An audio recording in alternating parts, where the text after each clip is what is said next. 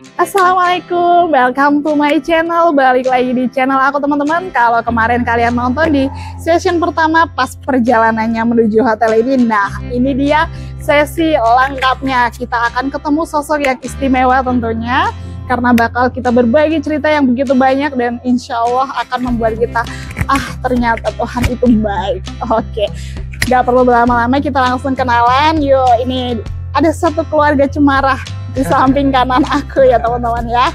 Ada Mas, monggo diperkenalkan. Dari saya dulu ya, kepala rumah tangga. Ya, betul. Maaf ya, saya suka bercanda. Halo sahabat-sahabat teman-teman dari Sofkiana Channel. Iya betul. Perkenalkan, nama saya Zuhlamka Julianto Kadir, asal dari Bandung. Saya pengguna kursi roda dengan penyakit langka namanya spinal muscular atrophy. Dan saat ini saya lagi ada di Jogja, lagi ada kegiatan bersama perkumpulan organisasi disabilitas. Ada 7 provinsi yang hadir di Yogyakarta ini. Dan tentunya Yogyakarta ini kota yang sangat berkesan dan sangat ingin kembali lagi. Dan ini udah beberapa kali ke Jogja dan tak pernah bosan karena kangen gitu tempatnya. Apa ya, istimewa dong, istimewa gitu. Okay. Nah mungkin singkatnya itu dulu perkenalan selanjutnya dari istri dan anak saya. Oke. Halo, assalamualaikum teman-teman semuanya. Perkenalkan, nama saya Rina, istrinya Mas Anto sama mamahnya Kenzi. Halo sayang, yuk. Perkenalkan, nama saya Kenzi Akila Kadir. Oke, baik. Ayo, perkenalan singkat dulu ya teman-teman. Jadi apa sih, kenapa saya bilang istimewa tadi di depan? Tentu sudah terlihat dengan sangat jelas bahwa Mas Anto ini juga pengguna kursi roda, Mas Ganteng ini juga pengguna kursi roda. Jadi kita bertiga ini sama teman-teman. Kita sama-sama penyandang spinal muscular atrophy. Untuk apanya kalian boleh googling lah ya sendiri, daripada aku menjelaskan, itu bukan ranah saya tentang apa itu spinal muscular atrophy. Intinya kita mengalami lemah syaraf motorik dan itu seluruh badan. Kalau kalian mengikuti daily vlog aku, kalian pasti sedikit banyak sudah tahu. Nah, di sini aku yang pengen aku tekankan, kita ini mau ngobrol apa sih keluarga ini bisa istilahnya gimana ya? Kalau orang nalar mungkin Mbak Lina, Teh Lina ini dengan setia mendampingi Mas Anto, dan qadarullah ya Allah maha segala-galanya. Kalau mungkin sudut pandang kita, kenapa ayahnya sudah SMA, anaknya juga dikasih SMA kayak gitu. Tetapi yang hebat di sini, Teh Lina tidak pernah istilahnya kayak ditinggal aja salah satu, repot. Kenapa bawa dua-duanya sekaligus bareng dibawa ke Jogja? Aku yakin effortnya luar biasa ya Teh ya. Suami saya sendiri mengalami dengan 2 anak tuh kadang yang riwah ya kan Teh. Nah Mas Anto nih, dari kapan sih mengalami SMA ini Mas? Baik, kalau untuk saya sendiri sebetulnya untuk kondisinya tidak nggak stabil itu, atau kondisinya bisa berjalan tapi tidak seperti anak-anak pada umumnya, itu umur sekitar dari 3-4 tahun tuh udah mulai kelihatan. Nah, tapi yang benar-benar sudah mulai pakai kursi roda itu di umur sekitar 10 tahunan. 10 tahunan. Nah, itu udah kondisinya udah mulai menurun. Mungkin salah satu penyebabnya karena tadi berat badan saya mulai membesar. Kayak namanya anak usia anak-anak doyan makan, iya sama seperti ini nih. Dulu ini waktu kecilnya kurus banget nih. Iya. Ini nggak kelihatan loh. Apanya? Nggak kelihatan kalau beliau SMA juga. Oke, mungkin agak saya persingkat ya Masnya, karena durasinya mungkin nggak lama. Oke. Jadi kan berarti dulu sekolah itu berarti apa ya Mas? Menurut saya orang disabilitas, apalagi dengan SMA seperti kita tuh perlu sekolah yang mumpuni, agar karena kita mau kerja pakai otot nggak mungkin, kita harus pakai akal. Nah seperti itu. Berarti dari orang tua sendiri tentu mendukung sampai Mas Anto sampai di jenjang yang tertinggi ya. Iya. Alhamdulillah. Alhamdulillah. Nah, balik lagi tuh ada teman-teman, karena kan saya sebagai aktivis disabilitas juga ya. Dari dulu.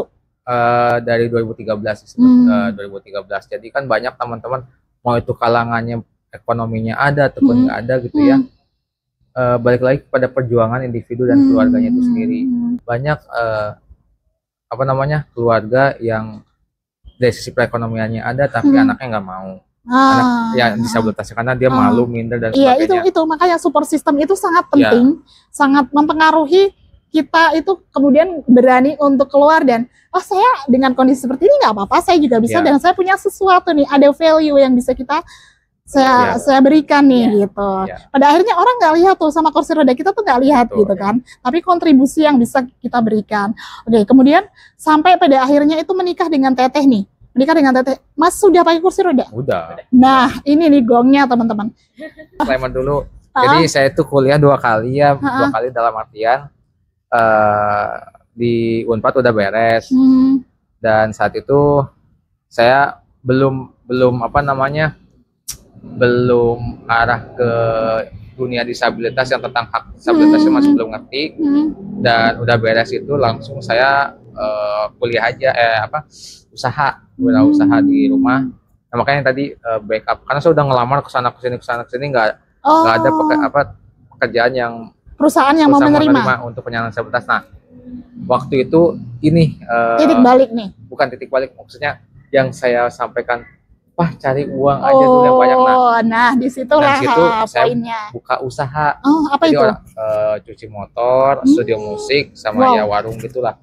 Warung. Jadi one stop shopping. Jadi ada cuci motor, studio, sama apa-apa itu jadi satu. Jadi ada yang mau main musik sambil cuci motor dan sambil bikin mie dan sebagainya. Tapi itu di depan rumah ya, dalam artian di depan rumah masuk lagi, depan rumah maksudnya itu masuk lagi, maksudnya depan rumah usaha beres masuk lagi ke rumah.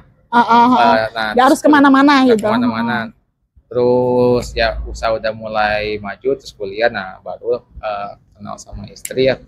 Nah, kenalnya di mana tuh? Di kuliah. Oh, di kampus. Ya. Nah, nanti mungkin nanti di situ akan saya ceritakan tentang usaha itu udah maju, tapi saya tinggalkan itu nanti ceritanya. Oke. Kenalan dulu ya. Oke, boleh. Siap. Jadi sebelum saya nikah itu saya udah buka usaha dulu. Oh gitu. Jadi gimana ceritanya nih bisa kenal sama Mas Anto? Jadi saya waktu itu tingkat akhir. Mas kan udah selesai kuliah di Unpadnya, terus ngambil kuliah lagi gitu. Jadi ceritanya saya tuh pas ospek, jadi saya mentornya, gitu. Seniornya. Iya kan ini udah kuliah yang kedua. Gitu. Biasa kan dulu kan kalau udah mau akhir-akhir gitu kan suka ditawarin kan sama mahasiswaannya ada ini nih ospek nih, mau nggak jadi mentor kelompok ini gitu kan ya. Ya udah mau gitu kan, mau. Akhirnya saya nggak tahu nih ternyata pas ini dapatnya kelompok Mas Anto gitu. Nah, dari situ kan biasa kan kalau mentor kalau ada apa-apa boleh ya hubungin ke sini. Nah, ya bermulai sih dari situ gitu, jadi sering komunikasi lah gitu. Mas Antonya ngubungin Teteh? Iya, kenapa? Saya mentornya. Karena mau menyampaikan apa gitu loh, apa memang dari pandangan pertama itu udah ada sesuatu atau memang hanya terkait ospek aja? Nggak tahu nih. tapi dia sering ngechat duluan gitu, sering basa-basi. SMS ya dulu. 2000 berapa itu? 2010. Oke, terus ya udah gitu.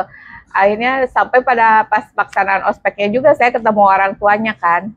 Karena mungkin mama papahnya khawatir nih gitu. Iya. Padahal itu hanya pengenalan kampus aja di dalam ruangan. Nggak ada pelonco ya Teh? Enggak. Jadi saya ketemu gitu mama papahnya pertama kali. Ya udah dari situ ya gitu ya mulai intens, ya gitu-gitulah ya.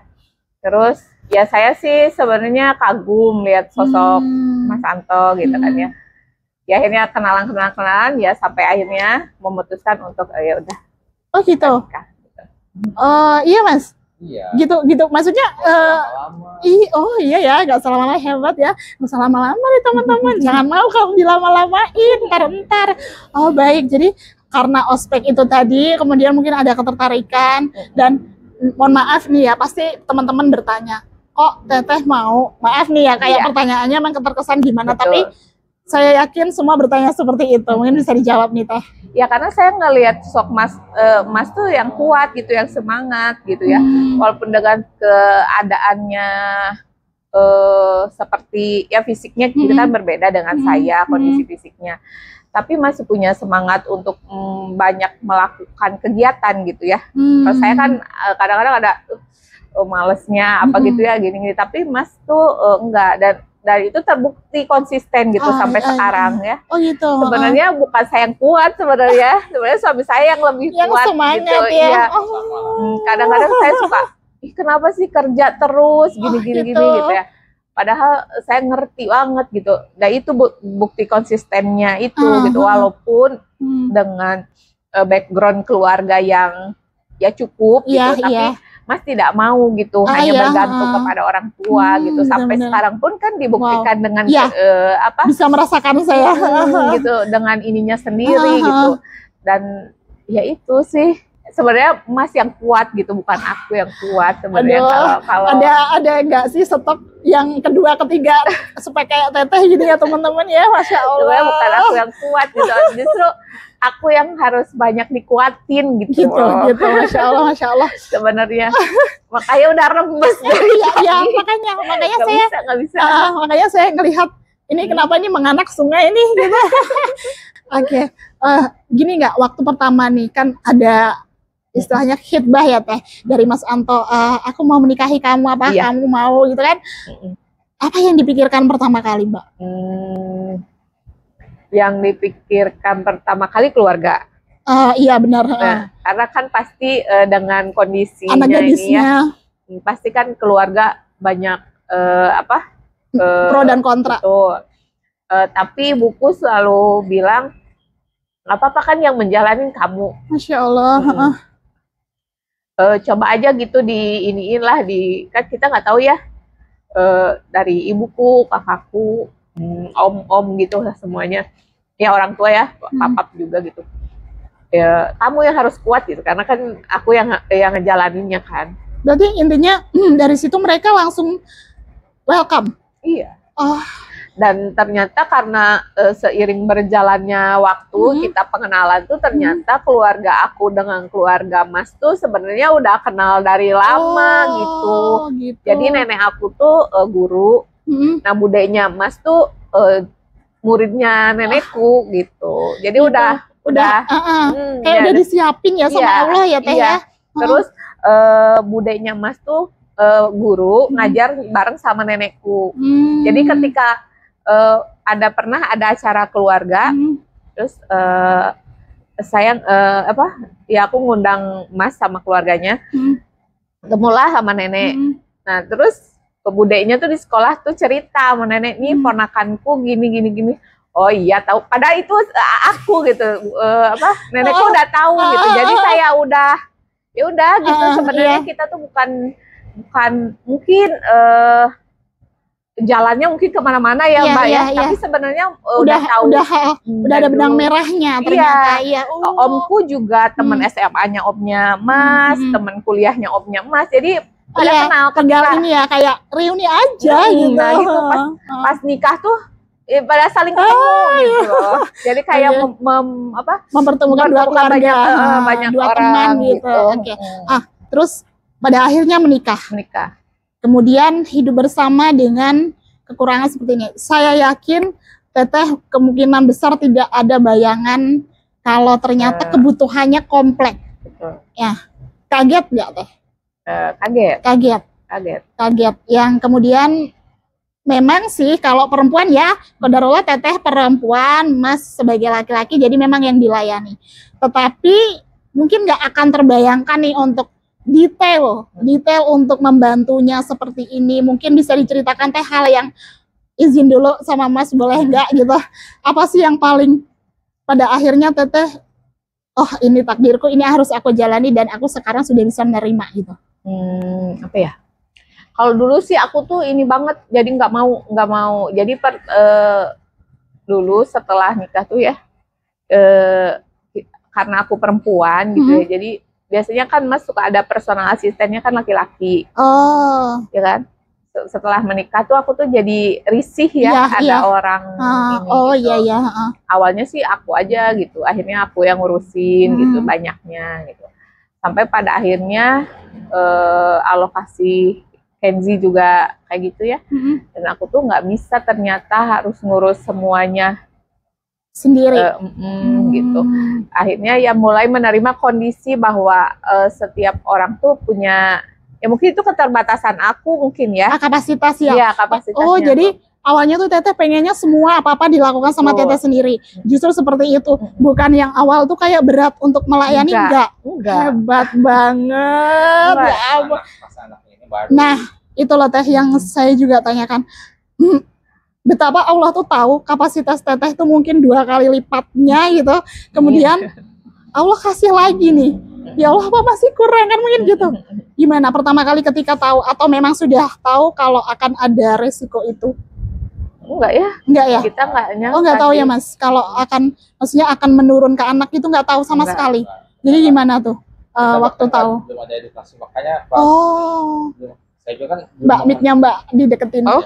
Maaf ya. Nggak apa-apa. Nggak bisa ganti-gantian gitu mungkin.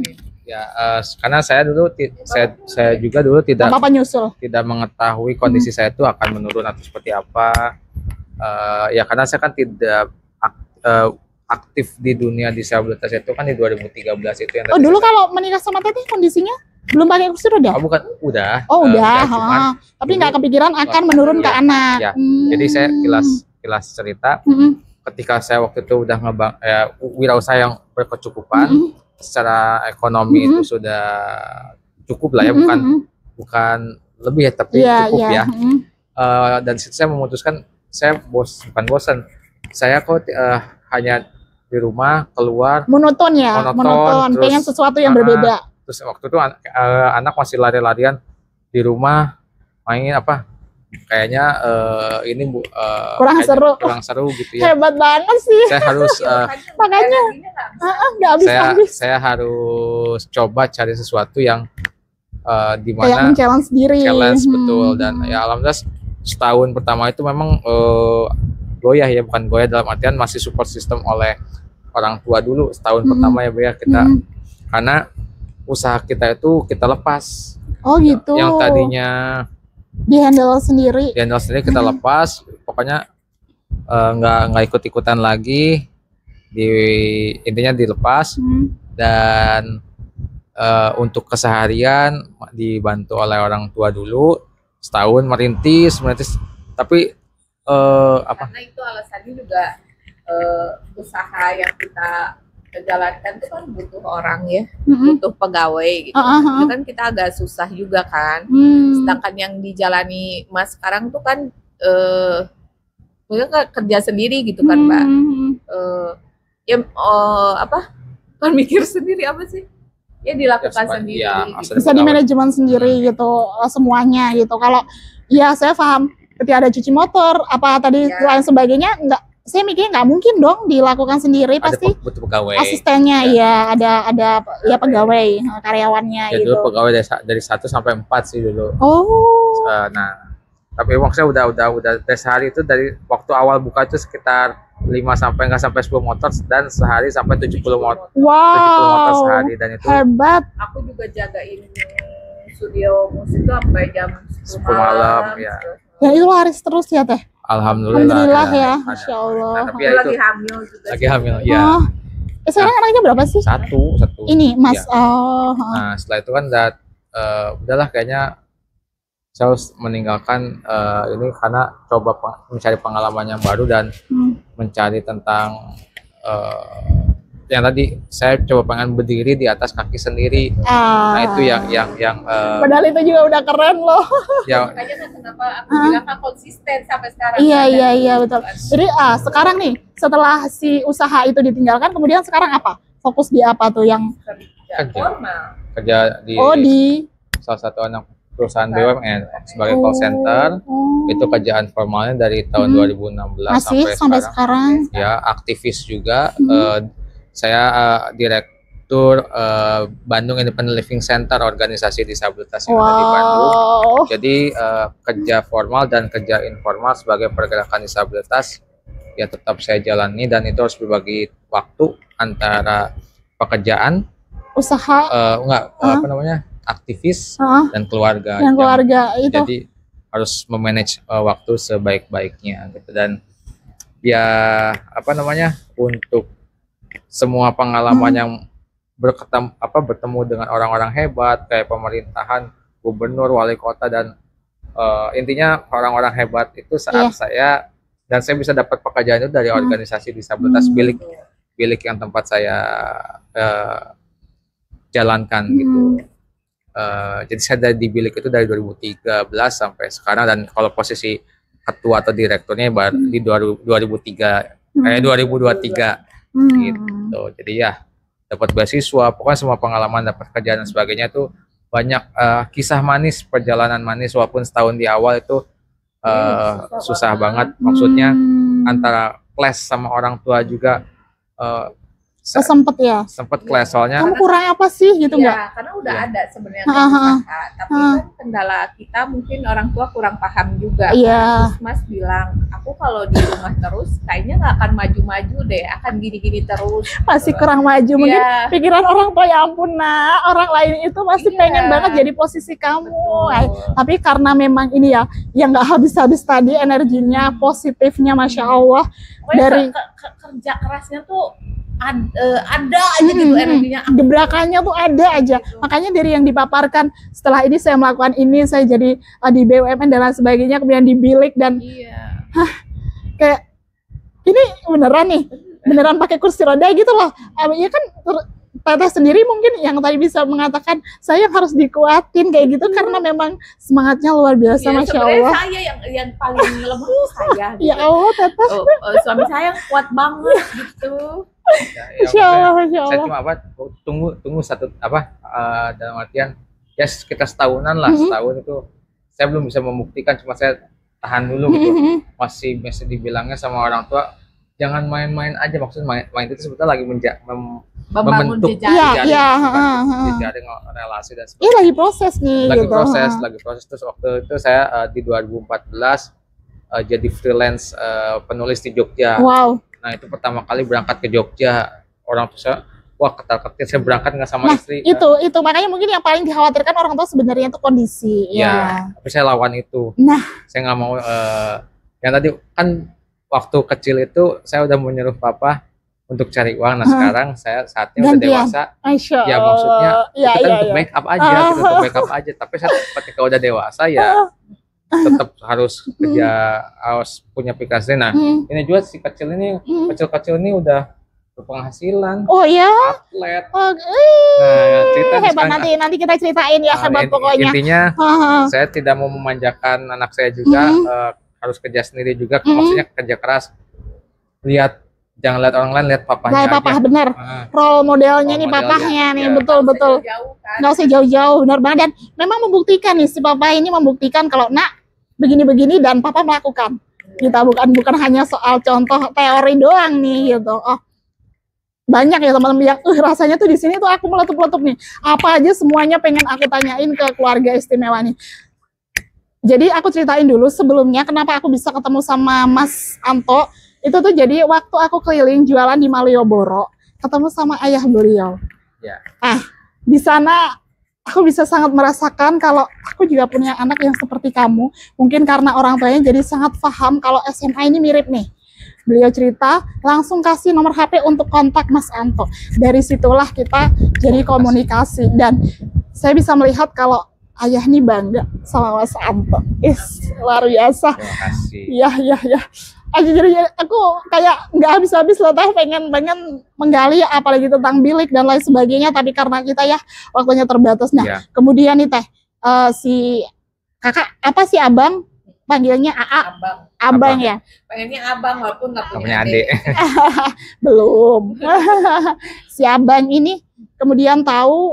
Kan tadi katanya belum ada edukasi atau pengetahuan tentang kalau kondisi ayah bisa menurun ke anaknya. Bagaimana tuh ketika ayahnya sudah seperti ini, kemudian Allah kasih lagi istimewa satu lagi tuh, siapa yang paling kaget, ayah atau mamahnya?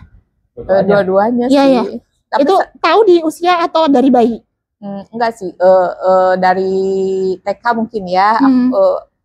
Gejalanya tuh terlihat dari TK. Itu kalau lari tuh nggak sekencang teman-temannya, Oh. sampai di ini sama gurunya gitu. Oh, gitu. Akhirnya saya cerita ke suami, gini-gini. Oh ya udah, nanti kita bawa ke tumbuh kembang aja. Ke dokter spesialis Iya, gitu. Cek. Memang sih ada gejala-gejala kan, kayak dia nggak bisa jongkok, naik tangga juga kan. Nggak bisa jongkok juga. Susah. Terus naik tangga juga agak susah ya. Iya, iya benar. Susah banget gitu. Saya Terus tahu rasanya. selalu nopang gini kan ke ininya kan gitu. Ingat kan tuh jalannya lagi. Itu saya tuh dulu apa dipanggilnya? Tante. Tante juga gitu dulu, nak. Iya. Akhirnya ya sudah ya gitu. Cuman ya kita yang paling berat ya kita berdua sih. Tapi aku merasa pasti suami aku yang lebih berat. Nah. Gitu. Kayak membuka luka lama lagi kan, kayak gitu. Iya. Ya, gitu. Biar aku aja lah. Kenapa harus anakku? Kan pasti ada pertanyaan seperti itu. Betul. Benar.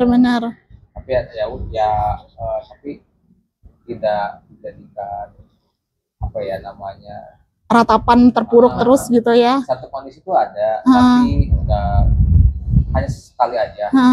Tapi tidak terus diratapi. Tapi ya kayak sekarang waktu itu saya kan ibaratnya telat waktu itu kenal dunia disabilitas itu sekitar umur saya sekitar 20-an lebih. Nah, alhamdulillah anak saya pas hari ini langsung saya kenal. Iya, jadi langsung dini dari lebih. Jadi dia udah mulai paham tentang, dan dia pun tidak merasa sendiri. Tapi sekolahnya sekolah inklusi tetap. Sekolah inklusi, berteman dengan yang non disabilitas itu tetap, tapi berinteraksi dengan yang disabilitas juga tetap menjalin juga supaya sinkron antara informasi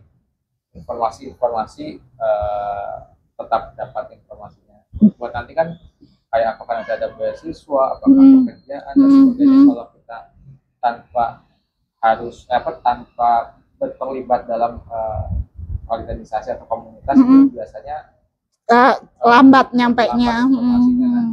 Salah satunya bukti nyata yang bisa terjadi itu ini jadi atlet. Gimana? Atlet apa sih, Nak? Ngobrol dong. Yuk ngobrol yuk, gantian yuk sama abang. Nih, gimana? Dipasangin apa pegang sendiri? Oke. Halo, abang. Ya. Sekarang usia berapa sih? Umur 12 tahun sih. Oh, udah 12 tahun. Oke. Semangat ya. Sekarang atlet apa nih? Atlet tenis meja sih. Tenis meja.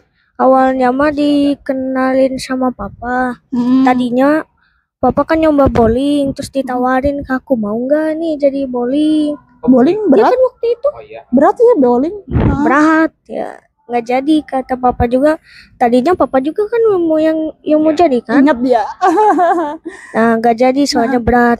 Terus pas Desember ya, pas libur Desember 2022, papa ngajakin, mau nggak nih jadi atlet tenis meja, suka gak?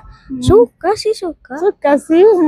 Nah pas itu ya latihan terus tiap pas dulu pas masih umur 11 ya 10 pas umur 10 mah latihannya hari Kamis sama Sabtu. Tapi pas dicoba-coba jadi agak sering lemes, kayaknya kecapean. Kecapean jadinya ya udah hari Sabtu aja kan. Nah, alhamdulillah pas sebelum ada tanding di Peparpeda ya itu Kamis sampai Sabtu, tapi yang pas Kamisnya nggak begitu lama, nggak kayak hari Sabtu. Yang penting latihan aja. Sebentar tapi latihan. Pas ada ya lebih intens. Yang satu harinya dia nggak kayak ya Sabtu gitu ya. Jadi udah kejuaraan apa aja nih? Ya cuman Peparpeda emas alhamdulillah. Terus targetnya ke depan targetnya ke depan sih ke nasional dulu lah. Ya. Nanti terus ke internasional ya nak ya. Ya. Amin. Maaf dia kalau ditanya tentang kondisi gimana? Apa-apa? Enggak apa-apa. Enggak apa-apa. Gini nih, usia berapa nih abang mulai maaf kayak papa? Kerasanya pas kelas umur 9, Dak. Oh, umur 9. Umur 9 pas kelas 2 mulai kayak kerasa kok lemes ya. Oh, kok gitu. lemas. Ada Kayak- sesak nggak? Enggak sih, enggak Enggak. sesak, cuman Gampang capek. ya kayak Hmm. gimana nih di sekolah aku ngejelasinnya gimana kalau aku Iya ya. tiba-tiba kan pakai bisa kursi roda. merangkai. Mm-mm. kayak Ken kamu kenapa? Ken kamu kenapa? Dikira males nggak sih Ya awal-awal? awal-awal sih kayak nggak dikira malah sih, enggak, cuman kayak gimana, kayak setiap jalan tuh kayak diliatin terus gitu. Mungkin Kadang-kadang udah teh berbeda kali ya teh ya.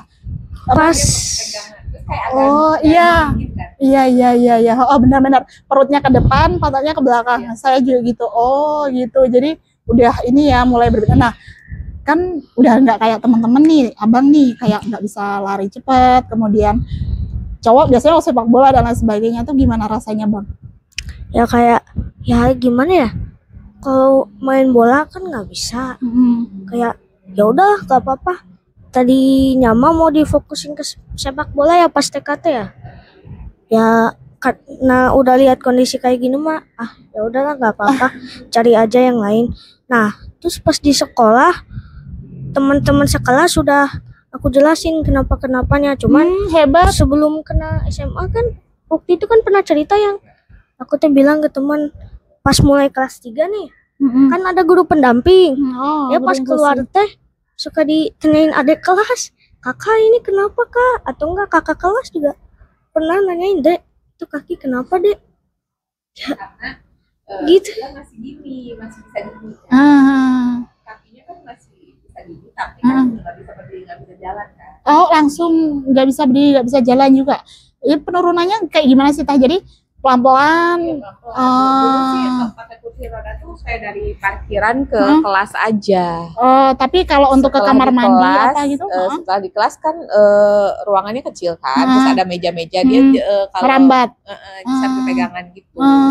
Gitu. Jadi lama kelamaan kan waktu itu juga lagi COVID gitu kan. Jadi ya terus aja gitu. Dia pakai Sampai akhirnya enggak kuat mas. kayak sering kursi roda lemas, aja. ya, Oh, Masya Allah Sering gitu ya nak ya. lemas gitu. Sedih nggak bang? Maaf. Dulu bisa ini, kemudian sekarang jadi pakai kursi roda. Rasanya ada rasa sedih nggak? Nggak ada sih, cuma kayak ya udah terima nasib. Terima nasib. Kayak udah bilang ke temen, kayak temennya juga cuman kaget, cuman aku ya udah ya mau gimana lagi.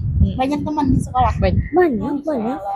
Bestinya juga banyak. Bestinya juga Alhamdulillah gitu temennya tuh pada mengerti. Iya. Sampai sampai sekarang pun gitu. Kalau pagi-pagi tuh masih mereka tuh punya kalau zaman sekarang bestie gitu kan ya. Berapa orang gitu. Setiap pagi tuh pasti nunggu di parkiran supaya naiknya tuh bareng. Gitu. Anakku alhamdulillah nggak pernah kesepian gitu. Nggak punya teman gitu, nggak pernah ya. Sampai sekarang pun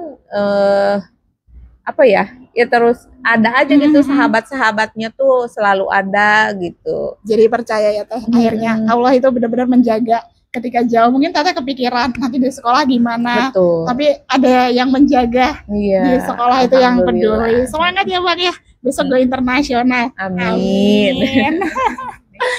Oke, udah panjang banget ngobrolnya ya teman-teman ya. Pokoknya kadang kita nggak menyukai takdir, dikatakan manusia itu takdir buruk mungkin ya.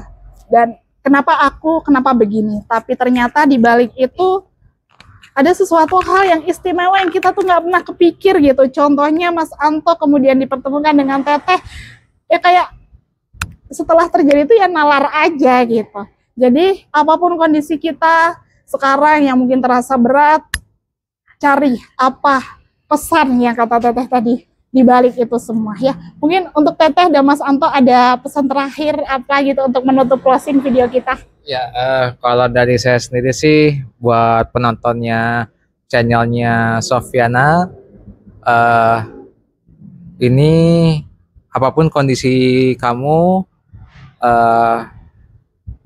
tentunya setiap orang memiliki kondisinya berbeda-beda. Jangan pernah melihat kondisi di sekitarmu, tapi fokuslah pada dirimu sendiri, karena yang bisa mengetahui diri ya diri sendiri. Jadi jangan mikirin orang lain, mau itu kamu disabilitas ataupun bukan. Setiap orang punya masalah, jadi kelolalah diri sendiri untuk bisa bangkit dan bisa untuk menjadi sesuatu dan tidak untuk menginikan orang lain lah. Ya. Itu kalau dari saya itu. Dari Teteh? Apa ya? Kalau aku sih mungkin atau ada yang mau disampaikan, kayaknya dari tadi kayak aku tuh lihat Teteh tuh nahan gitu, Teh, nggak apa-apa Teh. enggak sih, ya itu sih.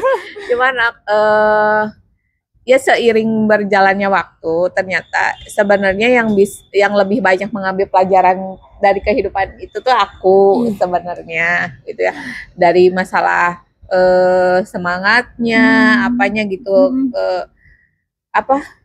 ya semangat terus kuatnya gitu. Sebenarnya suami saya tuh dibalik fisiknya yang berbeda, tapi untuk menjalani kehidupannya tuh lebih kuat, lebih dewasa, lebih apa ya lebih ini daripada saya gitu. Kadang-kadang ya itu sebenarnya saya sih yang lebih banyak mengambil pelajaran dari suami dan anak saya gitu. Kalau saya pun di posisi anak saya, mungkin saya nggak akan sekuat anak saya gitu. Jadi saya sih sebenarnya yang perlu dikuatin itu sebenarnya saya gitu, yang lemah itu saya gitu, bukan suami dan anak saya. Ya Allah, Teteh, ya Allah. Mungkin itu aja. Oke. Kalau untuk Abang, enggak, ini nih mau bilang apa buat ayah ibu, mama papa? Ya, silakan. Enggak usah Ini aja. Oke. Ya buat mama sama papa ya terima kasih gitu udah mensupport atau membantu Kenji dari kecil sampai iya maksudnya sampai dari kecil sampai sampai sekarang. Iya, benar. Kayak ya makasih gitu, kayak Besok Nah. aku akan apa? ya mudah-mudahan lah nanti ya bisa tahun 2026 sih, lama lagi yang Peparda apa sih? Peparda, Pekan Paralimpik daerah kan? Ya semoga aja dapat emas gitu. Amin. Amin. Cita-citanya apa nih, Kenzi? 2 sih sebenarnya. Nggak apa-apa. 3 Tiga, apa aja tuh? kayak pengen jadi atlet tenis meja. Bisa aja ini yang kata pas siapa yang waktu pilgub teh, yang multi itu teh ya bukan atlet bisa yang waktu dikasih tahu Pak Jumono. Yang terakhir apa ya, programmer lah paling. Amin. Emang ya yang paling cocok ya yang bisa kita lakukan gitu. Oke, teman-teman, Masya Allah luar biasa. Semangat, hal positif, dan itu tadi, Tuhan nggak pernah salah ketika menciptakan seorang hamba. Mungkin di mata manusia itu berkekurangan, di balik itu semua ada hal hebat yang bisa dipersembahkan. Sampai ketemu di video Sofiana selanjutnya. Bye-bye. Terima kasih.